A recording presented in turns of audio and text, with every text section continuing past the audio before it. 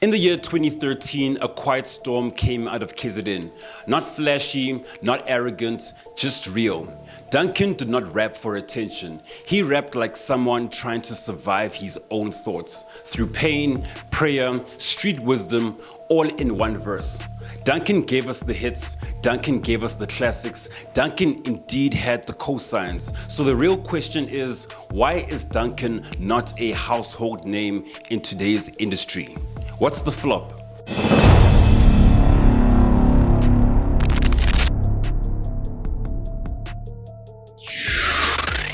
So Duncan's kuva came from KwaMashu, a place really centered in Joburg-driven hip-hop. He was not chasing validation, he was not trend hopping. Songs like Tiki Tiki were not just tracks, they were representation. Zulu bars, township truth, no translation.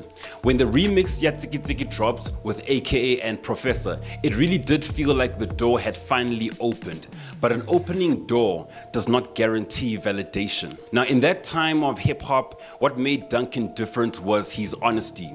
No flex rap, no designer lies, just lived experience. Stando Sam, Ring of Lies, Duze were not just club anthems, they were confessions. Duncan rapped like someone with something to lose.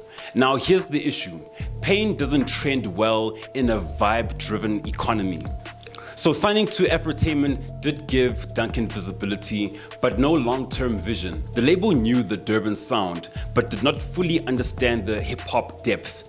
The rollouts were inconsistent, the moments were not stacked. Duncan was not failing, he was misaligned. He was too lyrical for radio, too heavy for the playlist, too real for a game that rewards simplicity. So now let's speak about his latest release, which was Incwadi Yezono, which is a great album in the wrong era. So now then Duncan basically dropped this album, which is deeply spiritual, heavy and introspective. This is one of the most honest bodies of work in recent SA hip-hop.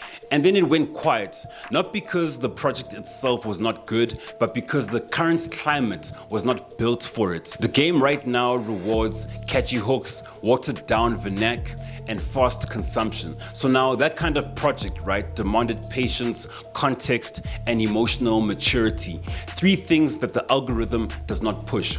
The project in itself was not marketed properly, it was not packaged for, being viral, and in today's climate, that's a death sentence.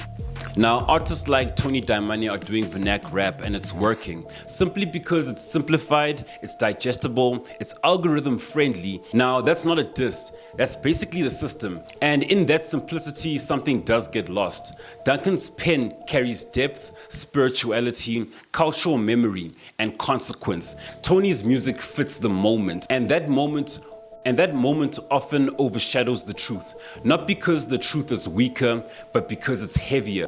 Another thing is Duncan's recent work with Zakwe reminded us who he really is, a sharp pen rooted in KZN and uncompromising. Then came the big Zulu, back and forth, right? And suddenly people did remember, not because of the drama, but because Duncan can still rap. That exchange exposed a deeper tension in South African hip-hop, which is traditional Zulu dominance versus lyrical storytelling, and Duncan did hold it down. The fire never left, it was just ignored. So when it comes to Duncan, he did not fall off. He was left behind by an industry that rewards noise, fans that mistake visibility for relevance, and a system that flatters culture to make it marketable. So now, in terms of what he needs to do now, if he still wants a second chapter, he needs to be intentional, to fully embrace the Zulu storytelling with no compromise, as he's always done, to frame himself as a cultural poet, not a chart chaser, and to document his journey visually.